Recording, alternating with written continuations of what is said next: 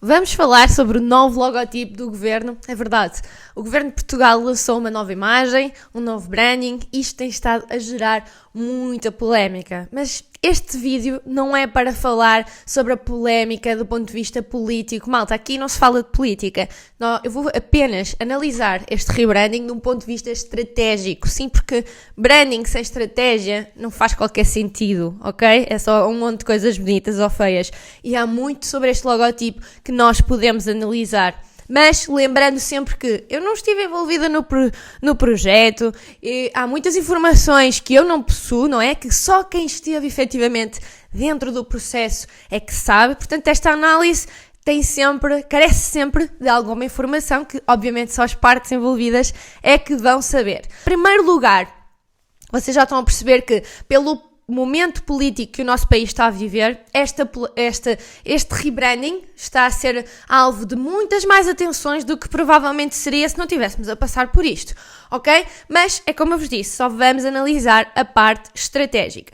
Vamos começar pelo valor, ok? Pelo valor que foi adjudicado este serviço. Muita gente está extremamente indignada. Ai meu Deus, tanto dinheiro só para fazer um logotipo. Malta, em primeiro lugar, o contrato é para prestação de serviços da identidade e também de outro tipo de serviços de comunicação. Portanto, eu não tenho os detalhes, a grande maioria das pessoas também não tem os detalhes. Muito provavelmente estão incluídas muitas mais coisas do que fazer apenas o logotipo. Mas mesmo que fosse apenas o logotipo, nós temos sempre que pôr isto à luz da perspectiva. O preço que nós pagamos por uma identidade visual está diretamente relacionado pelo grau de responsabilidade daquela identidade visual. E malta, isto é a identidade visual de um país, de uma população. Esta identidade representa 10 milhões de pessoas, ok? Então o grau de responsabilidade é elevado. Este logotipo vai ser utilizado durante muitos anos, por aí em diante, vai ser visto lá fora, vai representar o nosso país junto de outros países. Então, a responsabilidade está elevada, 74 mil euros ou 72, não é assim tanto dinheiro. Até acharia que poderia custar um bocadinho mais. Vamos aqui meter em perspectiva que as grandes empresas pagam milhões por processos de rebranding. Os outros países todos do mundo também gastam dinheiro neste tipo de coisas. Eu acho que as pessoas olham para este valor e quando olham à primeira parece muito dinheiro, mas o problema não está no valor, né? O problema está no resultado. Como as pessoas não se identificam com o processo, com toda a nova identidade, obviamente que elas vão atacar nas coisas que agarrarem primeiro e uma delas é, obviamente, o valor. Mas do meu ponto de vista profissional, malta, isto não é nada. Reparem, uma campanha eleitoral de qualquer partido custa muito mais dinheiro e uma parte desse dinheiro também é pago pelos contribuintes. Portanto, temos que pôr as coisas aqui em perspectiva. Como designers, como pessoas que trabalham com branding, eu acho que também é bom nós vermos o Estado a pagar um valor justo pelo nosso trabalho. É claro que a maioria da população não vai entender. Nós já sabemos que a nossa área é sempre super desvalorizada. Para as pessoas, foi só fazer, não é? Como andam por aí a dizer, 3 quadrados e uma bola e pagam milhares e milhares de euros. Malta, nós sabemos que o branding é muito mais do que isso, que é um trabalho extremamente complexo, que depende de anos e anos e anos e anos de trabalho. O estúdio que esteve envolvido neste processo é o estúdio Eduardo Aires, que é um dos designers mais conceituados em Portugal, é professor nas Belas Artes. Eu não o conheço, nunca foi meu professor, mas é uma pessoa que já tem provas dadas na área gigantes, já esteve envolvido no rebranding do Banco de Portugal, da cidade do Porto, do mercado do Bolhão. Portanto, é uma pessoa com muita experiência, ele e a equipa dele. E então, estamos aqui a dizer, estamos a reduzir este projeto apenas, foram 2 retângulos e uma bola. Malta, nós já sabemos que a nossa área não é valorizada em Portugal, então é claro que vão sempre atacar pelo fator do preço. Por isso é que analisar isto única e exclusivamente pelo fator do preço é, mais uma vez, uma análise extremamente redutora, ok? Então agora eu vou aqui dar-vos a minha mera opinião da parte mais estratégica, mais visual de, ok, porque é que foi feita esta solução e não outra? Novamente, lembrando que eu sou apenas uma espectadora, como muitos de nós, eu não estive envolvida no processo. Isto é muito mais do que 2 retângulos e uma bola. Isto é um branding que representa a nossa identidade, a nossa história, a nossa herança, sabes? Tudo aquilo que nos representa enquanto população. E obviamente que nós sabemos que a identidade visual que diz governo, República Portuguesa ou governo de Portugal, não é a nossa bandeira, malta. Isto, óbvio, a nossa bandeira é uma coisa e a nossa identidade visual é outra coisa. Portanto, este branding não pretende ser a nossa bandeira. As pessoas andam por aí a dizer, tiraram-nos a nossa bandeira. Não, malta, a nossa bandeira vai existir sempre, é um símbolo importantíssimo da nossa cultura, do nosso país, da nossa história, e ninguém vai mexer nela. Isto é apenas a nossa identidade visual, é um sistema de comunicação que vai representar o nosso país em diversas circunstâncias, visualmente. Ok? Então, mas é inevitável nós constatarmos aqui que o símbolo anterior que nós tínhamos estava muito ligado, estava bastante ligado aos símbolos que são utilizados na nossa bandeira, não é? Tinha aquela esfera, tinha o verde e o vermelho. É inevitável, não é? Porque o amarelo, verde e vermelho acabam sempre por ser uma representação do país. E aqui, neste caso, houve um corte maior. Vamos por partes, porque nós temos que entender que vivemos numa era, internacionalmente, isto está a acontecer em todo o mundo, em que os símbolos da história mais antigos, tais como monumentos, tais como obras de arte, que representam determinadas alturas da história, estão a ser escrutinados, estão a ser atacados. Exemplo muito simples para vocês entenderem. Nos Estados Unidos há monumentos que estão a ser constantemente vandalizados ou retirados porque as pessoas acham que representam alturas da história menos positivas, e depois isto acontece nos Estados Unidos é com os índios, na Espanha e em toda a América Latina é relativamente aos espanhóis, é a era dos descobrimentos, e com os portugueses acontece também isso, não é? Porque nós somos um país que na nossa história, e os símbolos da bandeira representam isso também, os símbolos da nossa era dos descobrimentos. E todos nós aprendemos na escola que nós fomos os maiores heróis do mundo e conquistámos o mundo, mas a verdade é que estes foram épocas em que, do nosso ponto de vista dos portugueses, nós fomos uns heróis, é verdade, mas do ponto de vista de quem foi descoberto os outros países, foram épocas que representam escravatura, muita violência, destruição cultural. Então, todos estes símbolos antigos estão a ser escrutinados, estão a ser questionados. Até há bem pouco tempo, monumentos em Lisboa foram vandalizados. Agora, eu concordo com isso.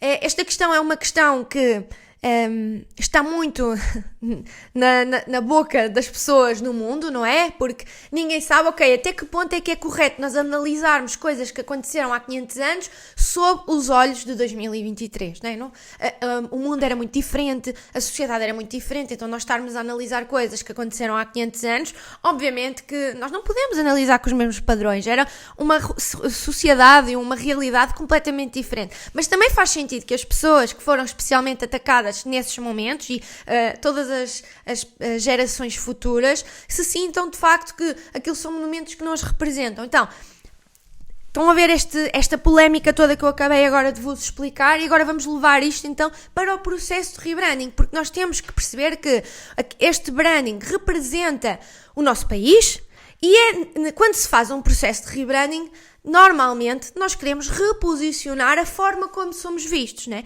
Nós queremos mudar, aproveitar para criar alguma mudança para mudar a forma como somos vistos, nacional e internacionalmente, ok? Então, do meu ponto de vista, aquilo que se pretendeu fazer foi, nós vamos retirar estes símbolos que representam toda esta carga do passado e que não deixam de ser importantes, não deixam de ser, por isso é que continua lá a esfera, por isso é que continuam lá as nossas cores, continuam lá elementos que nos representam, mas vamos então introduzir aqui um fator de mudança. Vamos posicionar Portugal como um país que, nós respeitamos a nossa história, mas nós queremos virar-nos para o futuro. Nós não estamos agarrados às coisas que aconteceram há 500 anos atrás e que vamos estar quase que cortar um bocado com esta imagem do velho do Restelo. Nós queremos olhar para o futuro. O nosso país quer olhar para o futuro. Eu acho que, em termos de estratégia, foi isto que se tentou fazer.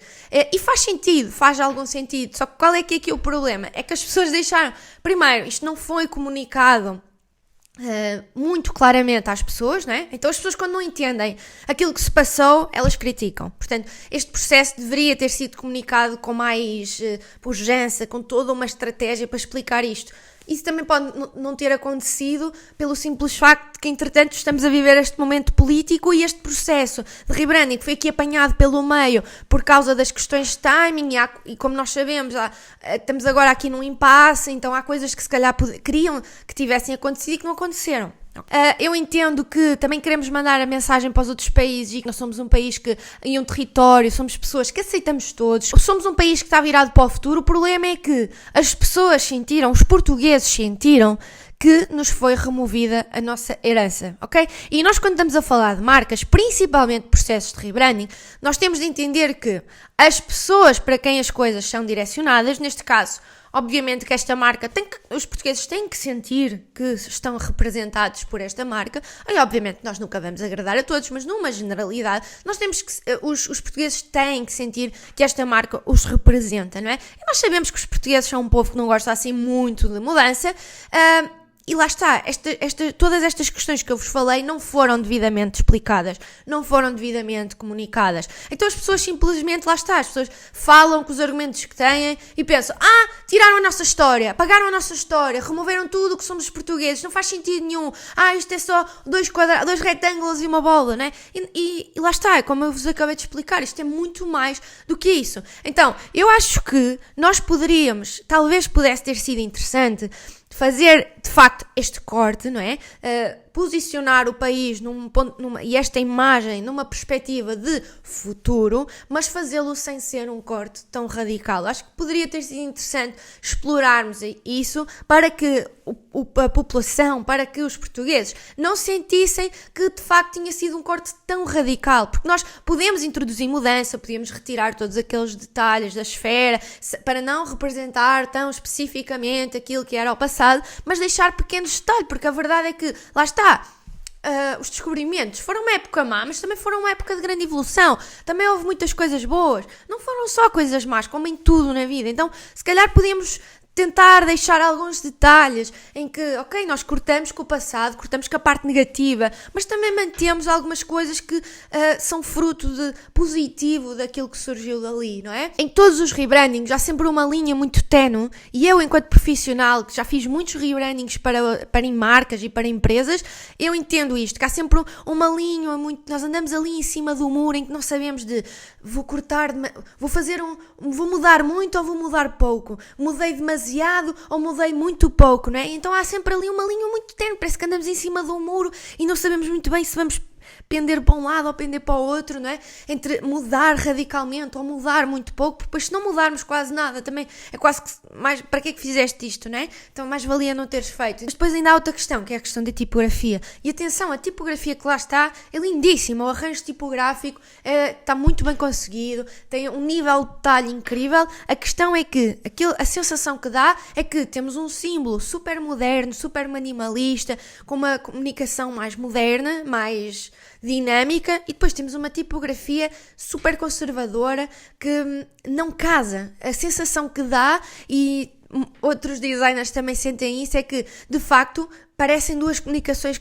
super distintas, quase que dá a sensação de que, ok, olha, vamos fazer isto, vamos fazer aqui uma imagem super moderna, mas depois quando chegaram e fizeram isso na bandeira, e depois quando chegaram à parte da tipografia, esquece, olha, se calhar é melhor não mudarmos assim tanta coisa, vamos deixar aqui uma tipografia mais conservadora, e depois dá-nos esta sensação de que parece que são duas imagens distintas, sabem? Parece que são duas abordagens de comunicação, porque elas não têm harmonia entre elas, seja a nível de cor, seja a nível de mesmo estilo gráfico, não é? Sente-se cá ali qualquer coisa que elas não estão unidas e que poderiam estar, poderia haver detalhes que as unissem, não é? Mas de facto não há essa sensação de união. Então, ok, não é que eu tenha alguma coisa contra letras serifadas, podíamos ter na mesma letras serifadas, nós todos sabemos que as letras com serifas, com mais detalhes, transmitem sempre mais confiança, uma imagem mais de credibilidade, então isto para um país faz todo sentido. Agora, lá está, parece que elas estão desconexas entre elas. Eu entendo todo o processo de criação que houve por trás disto. É como eu vos disse, o estúdio que fez isto não são um monte de garotos que andam aí a brincar, né? Sabem muito mais do que eu. O Eduardo Aires é uma referência em Portugal e até internacionalmente. É um designer extremamente conceituado, já ganhou imensos prémios. Obviamente que todas as decisões que foram tomadas foram muito... Tudo isto que eu tive para aqui a dizer, tenho a certeza que eles o pensaram 1000 vezes e se decidiram as coisas que decidiram foi por determinadas razões. Mas acho que também faz muito sentido nós, não vamos analisar isto sobre, gosto, não gosto, isto não é análise nenhuma, né? Nós somos profissionais de branding, nós temos que analisar isto de um ponto de vista de porque é que foram tomadas determinadas decisões, ok? Agora, eu penso que isto foi apanhado aqui no meio deste turbilhão político que nós estamos a passar e pode estar a ser utilizado também como arma, porque não nos vamos esquecer que daqui a bocado vamos ter eleições, então tudo o que for argumento, agora toda a gente vai pegar nele e vai aumentá-las, não é?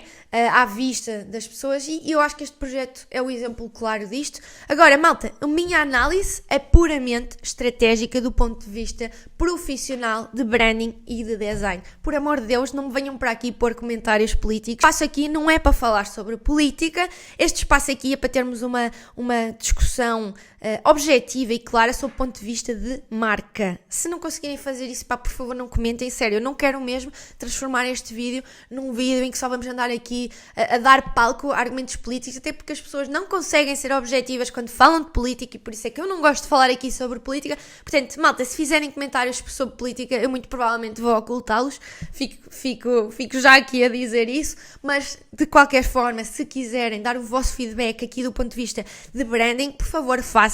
Acho que isto é uma discussão que todos os designers, todas as pessoas que trabalham com esta área em Portugal devem estar a ter. Vamos aqui falar sobre este assunto, é um assunto importante, é a marca do nosso país, mas tentem de facto ser objetivos e não trazer para aqui toda a contaminação política, porque isso não interessa nada para a conversa. Estamos aqui a falar sobre branding e design. Digam-me aí nos comentários e vemo-nos na próxima.